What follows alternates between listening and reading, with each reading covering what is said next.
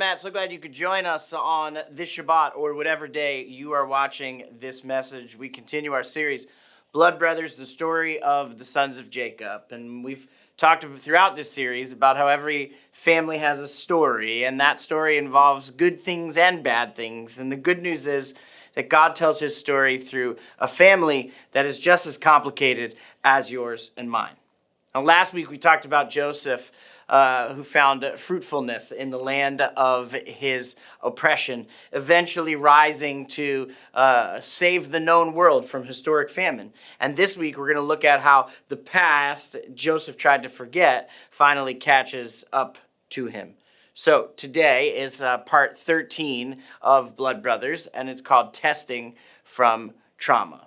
After several chapters in Egypt, the author of Genesis brings us back to Canaan. It's 22 years after Joseph has been sold into slavery, and 2 years into the 7 years of famine. And the chapter begins with, meanwhile, back at the ranch. Genesis 42, verse 1. Now Jacob saw that there was grain in Egypt, so Jacob said to his sons, "Why are you looking at each other?" Then he said, "Look, I've heard that there is grain in Egypt. Go down there and buy some grain for us so that we will live and not die." And you remember from earlier in this series, Judah went down to the Canaanites. Joseph was brought down to Egypt. Now Jacob wants the 10 brothers to go down to Egypt. And to these brothers, Egypt isn't just a place to get food. It's a place where their crime disappeared. Every time somebody mentions Egypt, I imagine their hearts probably skipped a beat. They aren't just looking at each other because they're hungry. They're looking at each other because they're guilty, and they sold their brother into slavery in Egypt.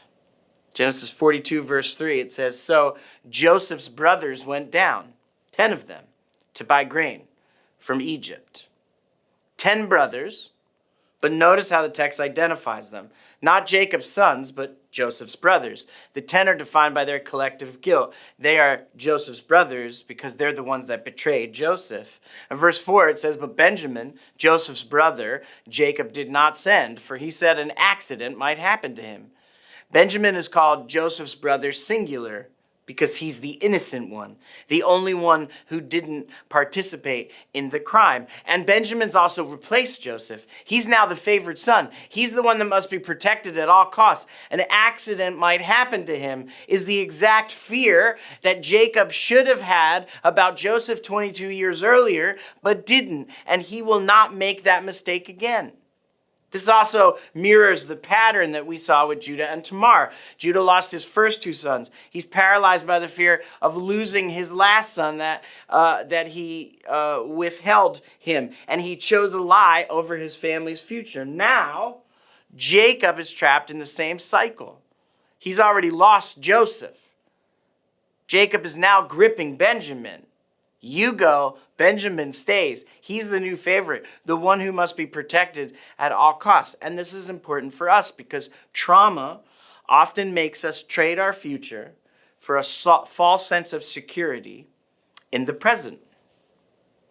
The 10 brothers arrive in Egypt, and they come before Joseph to buy grain in chapter 42 and verse 6. Now, Joseph was the ruler over the land, and he was the provider of grain for all the people of the earth. Then Joseph's brothers came and bowed down to him with their faces to the ground. Okay, stop. The dreams from 22 years earlier are fulfilled. We go back to Genesis 37, where Joseph had 2 dreams at the age of 17. His brother sheaves bowing down to his sheaf, the sun, the moon, the 11 stars bowing down to him. His brothers hated him for it and sold him into slavery, thinking they could erase his dreams. But 22 years later, the dreams have come true because they're bowing down to their brother. And Joseph's brothers, the 10 that failed him, bow down before him, faces to the ground in the land of Egypt, begging for grain, which comes from sheaves, and make bread from the one they tried to destroy. And Joseph sees them, and something is going to break inside of him, but they don't recognize him. It's in verse 7. When Joseph saw his brothers, the rest of verse 7. When Joseph saw his brothers, he recognized them, but he made himself unrecognizable to them. Then he spoke harshly and said, "Where have you come from?" And they answered, "From the land of Canaan to buy grain as food." And then verse 8 says, though Joseph recognized his brothers, they did not recognize him. Now, if we go back to Genesis 37 and verse 18, when the brothers plotted against Joseph, I want to show you an important word in 37 verse 18. Now they saw him from a distance. Before he was close to them, they plotted together against him in order to kill him. So there are two key Hebrew words that sound the same from these two passages. And they are the words viet kanar, which is he made himself unrecognizable, from 42, and viet naklu, which is from chapter 37, where they plotted or had a deceitful plan. And these words are almost identical, just one letter apart. And Genesis does this on purpose. We've talked about this throughout our series. The victim of the deceitful plan now holds the power. And what does he do? He enacts his own master plan of deceitful disguise. It's on purpose. The roles have reversed. Remember, Judah and Tamar had the same wordplay, same theme: recognition, deception, reversal, disguise, all of those things. And now Joseph, dressed as an Egyptian, speaking through an interpreter, even though he can speak Hebrew, hiding behind power, makes himself unrecognizable to the brothers who sold him. Verse 9. Then Joseph remembered the dreams that he had dreamed about them. So Joseph sees his brothers bow down before him, and suddenly, and this is so important, suddenly he's not the vizier of Egypt, he's 17 years old again. He's stripped of his robe, he's thrown in a pit, he's sold for 20 shekels of silver, trafficked into slavery, falsely accused by Potiphar's wife, forgotten in prison. The dreams are finally fulfilled 20 years later. But instead of feeling joy at the fulfillment of the dream, Joseph feels rage. That's why in verse 7 it says he spoke harshly to them. And here his harshness continues and comes out of his trauma.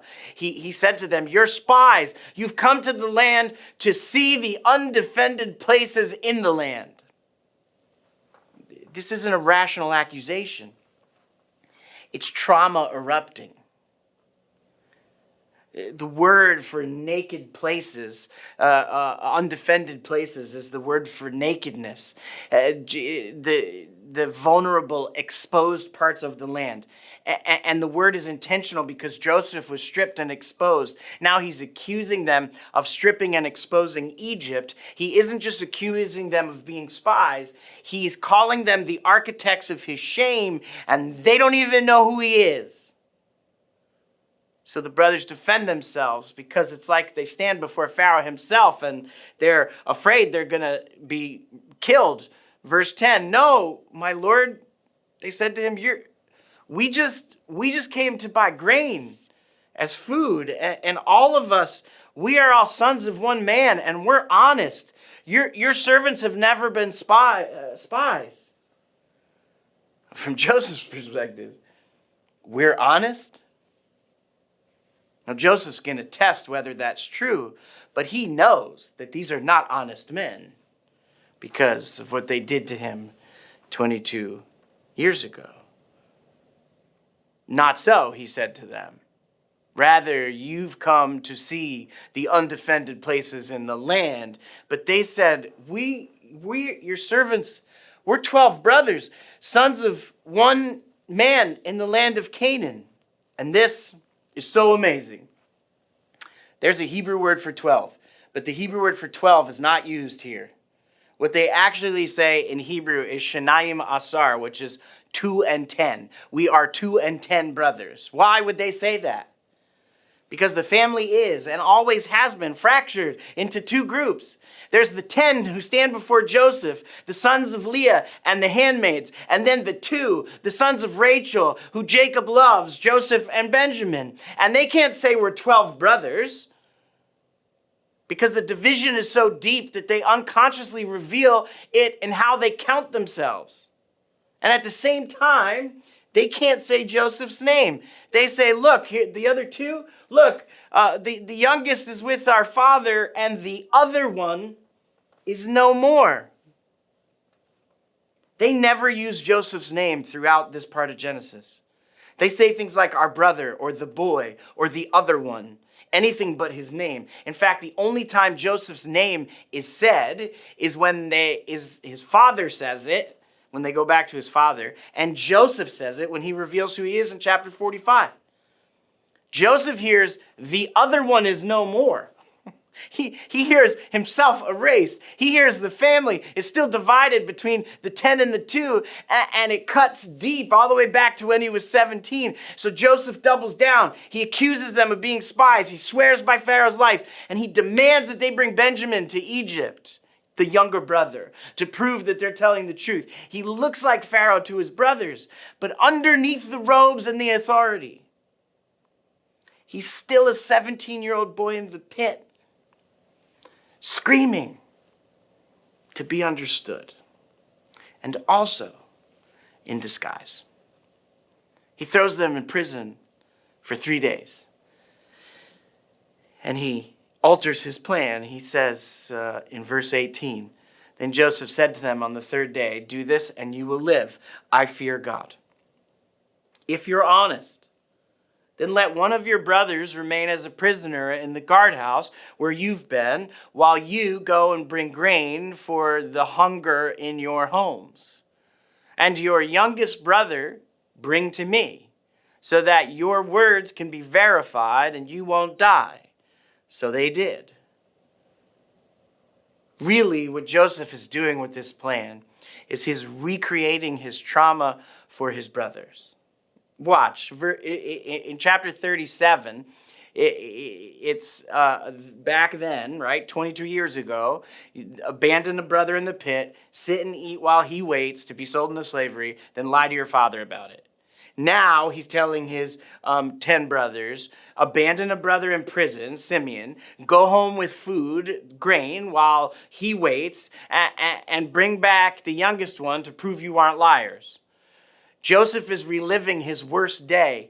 He's hoping that if they feel his pain, they'll finally understand. Joseph is testing his brothers from trauma.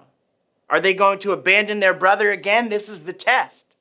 But here's what Joseph doesn't realize. He's not just orchestrating redemption. He's not orchestrating redemption. He's acting out of unprocessed trauma. Joseph wants two things, though he may not even consciously know it. One, he wants to test them. They said they're honest men. Let's see if they're honest men. Two, he wants to make them feel what he felt. The fear, the abandonment, the powerlessness, the betrayal. But there's also a third thing that Joseph wants. He wants Benjamin. He wants the only brother who didn't betray him. He wants the only one left from his mother, Rachel. He wants his little brother back, and he continues the sin of favoritism in his family. Joseph is standing there in royal robes. But inside, he's 17 years old again. He thinks he's in control because he has the grain and the guards and the power, but really it's Groundhog Day.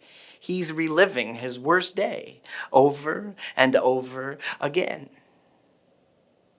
He's looking at the same 10 faces that stood over the pit. He's hearing the same voices that ignored his cries for mercy. He's testing them, but he's also trapped. He's trapped in the past. He's trapped in his pain. He's trapped with the ones that put him there. This is where we have to understand that control is often the mask that trauma wears when it's afraid of being vulnerable. The brothers start talking to each other in Hebrew. They don't know that Joseph speaks Hebrew or that he understands them because he's been using an interpreter the whole time. And then the brothers, it says in verse 21, then each man said to his brother, we're truly guilty for our brother. We saw the distress of his nephesh when he begged us for mercy, but he didn't listen. That's why this distress has come to us. After 22 years, they finally say it out loud. Have they said it to each other? No, they haven't talked about it. We're truly guilty for our brother. We saw the distress in his nefesh. He begged for mercy. We didn't listen. This is also the confession that Joseph never thought he'd hear. And they don't even know he hears it. They remember. They've been carrying the pain themselves. And now in the middle of their own terror, it all spills out. Verse 22, Reuben says to them in Hebrew, "Didn't I tell you, don't sin against the boy? But you didn't listen. Now see how his blood is now being accounted for." Reuben, the oldest brother who tried to save Joseph back in Genesis 37 but failed, now says, "I told you not to sin against the boy." And notice the language. His blood is now being accounted for. Or more plainly, there must be a reckoning for his blood. This is the same language as Genesis 4 when Abel's blood cries out because he was murdered by his brother Cain. Joseph's life was stolen and the brothers stole it. And now, standing in an Egyptian prison, accused by a man they don't even recognize, they finally say it out loud in Hebrew. They don't know he understands Hebrew. We're guilty concerning our brother. And Joseph in disguise hears all of their words. Genesis 42, verse 23, they did not know that Joseph was listening, since there was an interpreter between them, and he turned away from them and wept. And when he turned back to them and spoke to them, he took Simeon from them and tied him up before their eyes. Why does he bind Simeon? As the second oldest, he was likely the one in charge when they threw Joseph in the pit. And as Simeon is bound, his hands before their eyes, the brothers are forced to watch a reenactment of their own crime. Joseph turns away. He weeps. He can't let them see. For 22 years, he's wondered, do they even remember? Do they care? Do they feel anything? And now he knows they do. But that's not enough for him to forgive them yet. Because Joseph thinks he's in control. He thinks he's testing his brothers to see if they're honest men. He thinks he's protecting Benjamin and punishing the guilty. But what's really happening is Joseph is acting out of his unprocessed trauma. He's doing what hurt people do when they finally have power. And this is a few ways how hurt people hurt people. They control the narrative. You're spies. You're liars. They test without mercy. He kept them for 3 days in prison. He spoke harsh words and threats to them. They hide their own pain. He's in disguise. He's using an interpreter. He can't let them see him cry. And they force others to feel it. Hoping that they'll finally understand if they feel it. Now, Joseph is staging a reenactment.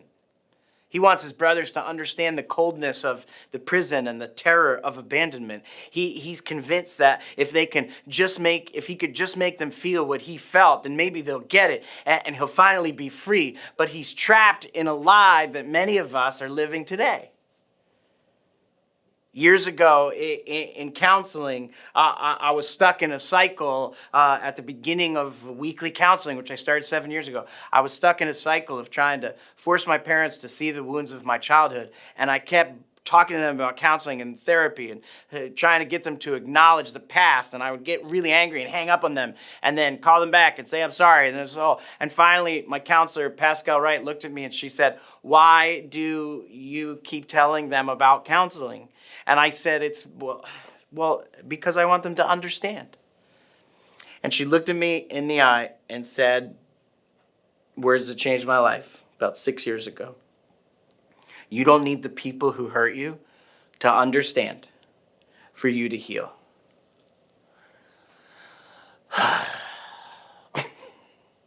That wrecked me. Because I realized I made my healing a prisoner to other people's awareness. I was waiting for them to say, we see it now. We're sorry. You're right. Before I would allow myself to be whole.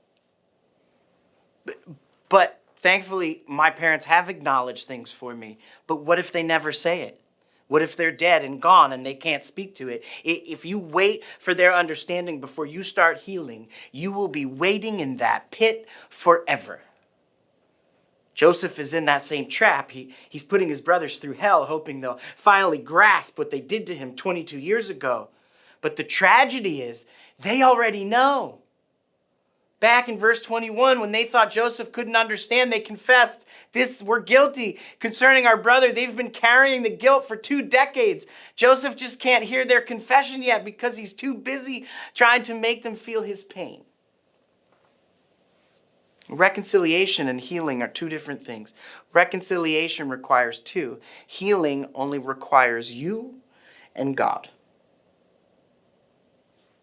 Joseph's not yet interested in whether they want to reconcile. He wants them to hurt. He wants Benjamin safe and the rest of them gone. But first he needs them to feel what he felt, the terror, the abandonment, the betrayal. And he thinks if they carry his pain, even if it's just for a moment, then he'll finally be free. But friends, that's the lie. Making them suffer won't heal him. It will only keep him chained to what they did. And this scene exposes 2 hard truths about the long shadow of trauma and the slow, messy, awful road to healing. The first is, trauma doesn't disappear when circumstances improve.